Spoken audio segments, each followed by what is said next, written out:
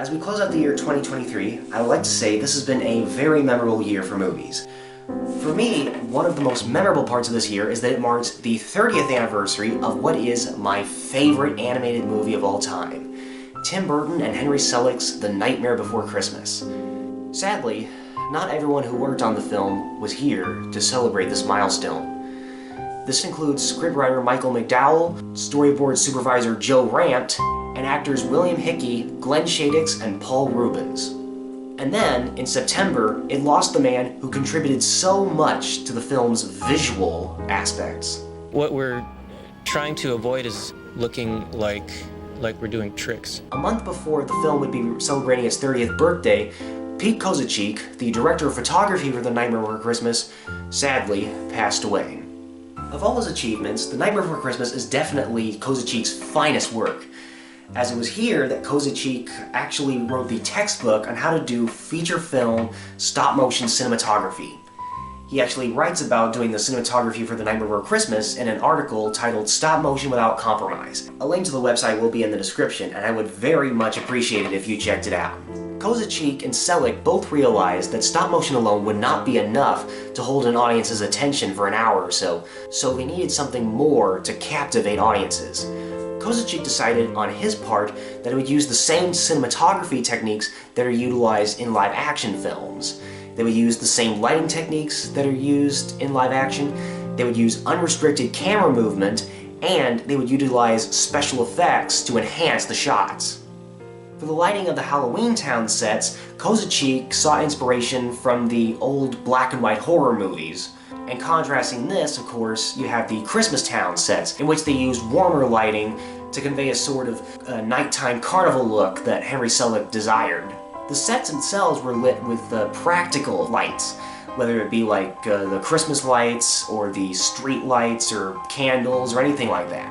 With all that practical lights and stuff, of course, they did also bring some problems to the set as well.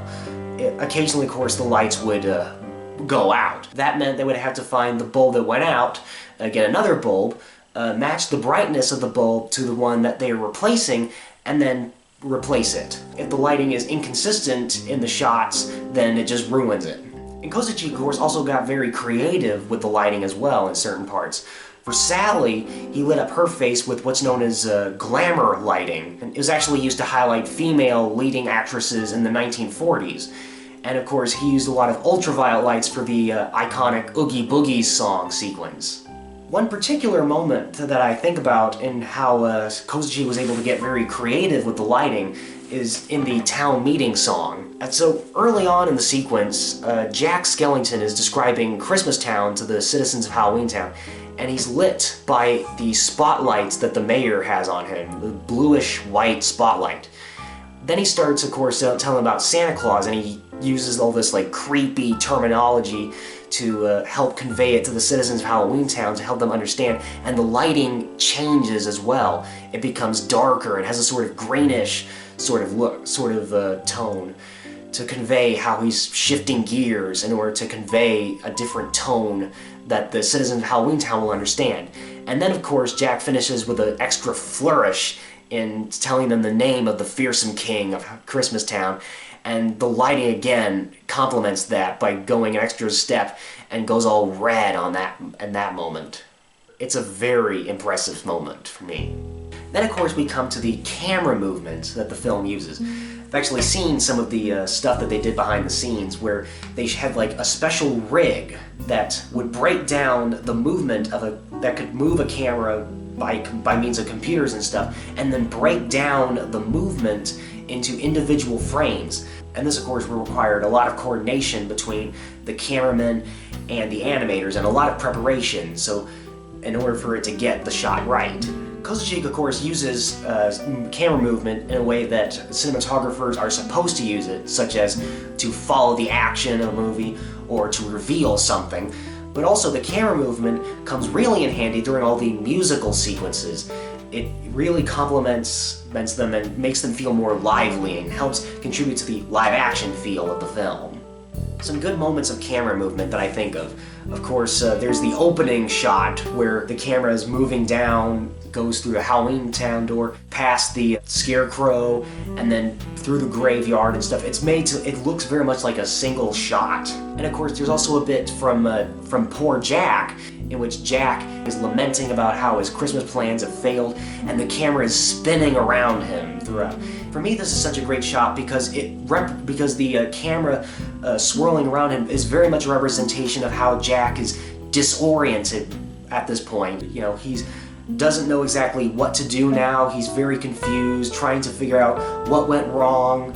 And the camera very much reflects this until, of course, he starts to pick himself back up. And then, of course, there's a moment from Jack's obsession in which Jack is in his chair and he slides across the room, and then it goes into this POV shot from his perspective as he does a full 360 around the room. That kind of stuff is just amazing. Then we come to the visual effects. Kozachik would enhance certain shots with certain special effects that includes fire, fog, snow, ghosts. So like Zero, for instance, they used what's known as a beam splitter to help give him a transparent look. Then of course, for other effects, they pre-filmed live action effects and then added it in post, like for the flame effects. And other effects, like the snow that falls towards the end, they added digitally. Since the visual effects would also help contribute to the look of the film, Kozachik also served as the film's visual effects supervisor, and he ended up sharing the film's Academy Award nomination for Best Visual Effects, losing out only to Jurassic Park, of course. So of course, that's a lot of the stuff that Kozachik brought to the table to help make the film more visually enriching. I mean, it was already visually enriching, but it just makes it so much more stunning in many ways.